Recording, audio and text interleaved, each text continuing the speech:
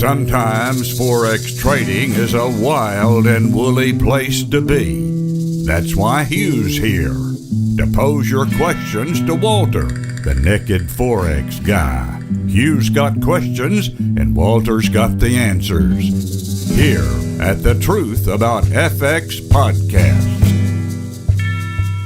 Hey Walter, somebody wrote in and asks, how far back do I go when drawing support and resistance zones?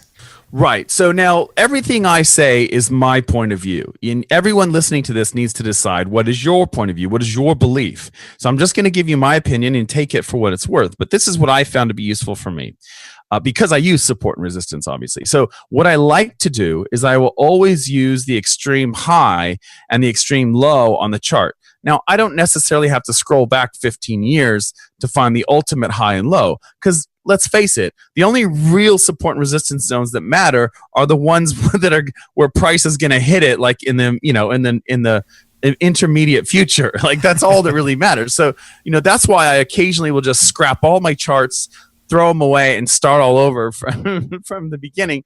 And it's more because I have all these little things and little my old trades kind of scribbled on my charts, and I like to change it up and have a different template.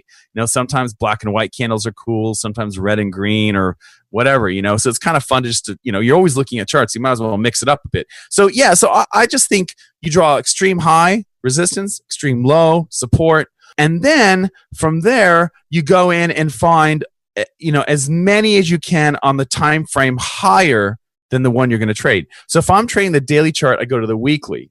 And if I'm trading the 4-hour chart, I go to the daily and so forth. And that's what I want to do is, because what I'm trying to do is find the very best support and resistance zones that are so obvious on the higher time frame. The really important ones will be obvious on the higher time frame. The minor ones will kind of just be hard to see on the next higher time frame. So that's what I want to do. Now, if your candles, so there's a couple of things to watch for here. Two things I want to point out. If your candles are literally touching more than one support and resistance zone, then you have way too many zones on your chart. Like this, you know what I mean? Like if you're trading the daily chart and you've got these, and the daily candles are like 90 pips on average on this pair that you're trading, and you've got like candles that are touching 2 or 3 support resistance zones, that means your zones are like 25, 30 pips apart. And that means it's like they're way too close because it should be a rare event, right? When the market gets to one of these critical levels. So that's kind of the way I look at it. And this again, I think this gets back to the question we were talking about in our last podcast, where it was like, what if I don't have enough trades? Well, oftentimes you'll feel that way if you have the very best zones, support and resistance zones identified on your chart. You're probably not going to have a lot of trades. Why? Because the market doesn't always reach these important spots on the chart. So it's something to keep in mind. The last thing I want to mention here is that, look, when you draw these zones on let's say I'm trading the daily charts, I draw them on the weekly. Sometimes what's going to happen is I draw my zones in on the weekly and they look really good.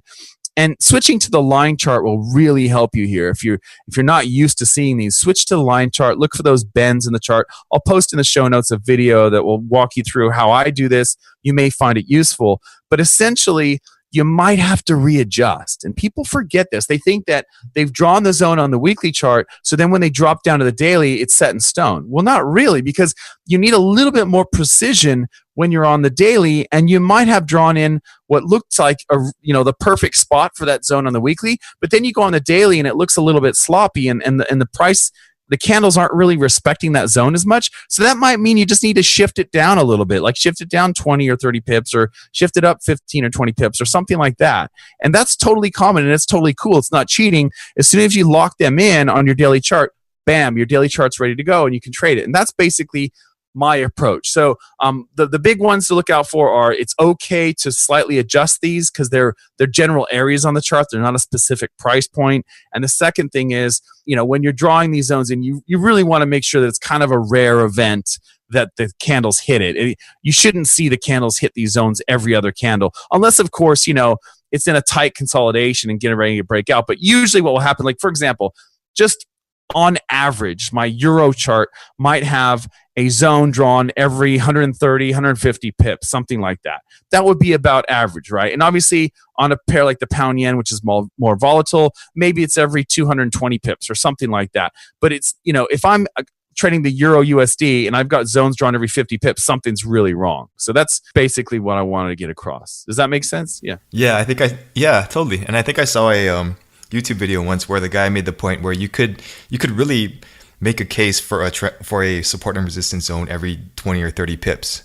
So I think it's really important to just practice and see what other people are doing, right? And kind of get proficient at putting them in the right place. Yeah, I mean, if this is what you believe, that the market has a memory and it bounces off these areas, which is what I believe. Some people don't believe that, of course. But if you believe that, then just get really good at finding the best ones. And so let's say I traded the 1 hour charts. Okay, well, if I'm trading the 1 hour charts, I'm probably going to draw my zones in on the weekly charts, maybe the daily charts, because I just want to find those very best turning points to take my trades if I'm a swing trader. And that's kind of the key there, is that I don't want to have, because you're right, if you drill down really, if you go to a lower time frame, it's going to make sense. You're going to see one everywhere, and that's not going to help you.